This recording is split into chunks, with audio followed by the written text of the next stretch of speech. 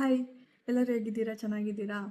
ಈ ವಿಡಿಯೋ ಮಾಡ್ತಿರೋದು ನೀವೇನು ತೊಗೊಂಡಿದ್ದೀರಾ LICಯಿಂದ ಪಾಲಿಸಿ, ಅದ್ರ ಬಗ್ಗೆ ತಿಳ್ಕೊಳ್ಳಿ ಅಂತ.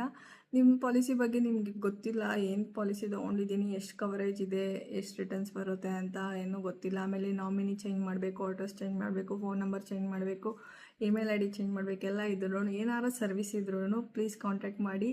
ನಿಮ್ಮ ಪಾಲಿಸಿ ನಂಬರ್ ಕಳಿಸಿದ್ರೆ ನೀವು ಏನು ಪಾಲಿಸಿ ತೊಗೊಂಡಿದ್ದೀರಾ ಎಲ್ಲ ಡೀಟೇಲ್ಸ್ ಹೇಳ್ತೀನಿ. ಆಮೇಲೆ ನಿಮ್ಮ ಅತ್ತೆ ಮಾವ, ಅಕ್ಕದ ಪಕ್ಕದ ಮನೆಯವರು ಯಾರೆಲ್ಲ ಎಲ್ಲರ ಹತ್ರನೂ ಪಾಲಿಸಿ ಇದ್ದೇ ಇರುತ್ತೆ. ಬಟ್ ಯಾರು ಹೇಳಲ್ಲ. ಯಾರು ತಗೊಳ್ದೇ ಇರೋರು ಇದ್ದರೆ ಇವಾಗಲೇ ತಗೊಳ್ಳಿ, ಯಾರೂ ಉದ್ಧಾರ ಆಗು ಅಂತ ಹೇಳಲ್ಲ, ಉದ್ಧಾರ ಆಗೋ ಕೆಲಸ ಹೇಳಲ್ಲ. ಯಾಕಂದರೆ ನೀವು ನಂಬಲ್ಲ, ಸೊ ಅದಕ್ಕೆ ಅವರು ಹೇಳಲ್ಲ. ಅದೇ ಇವಾಗ 1 ಲಕ್ಷ ಹಾಕಿದ್ರೆ ಮುಂದಿನ ತಿಂಗಳು 2 ಲಕ್ಷ ಆಗುತ್ತೆ ಅಂದರೆ ನಾವು ನಂಬ್ತೀವಿ.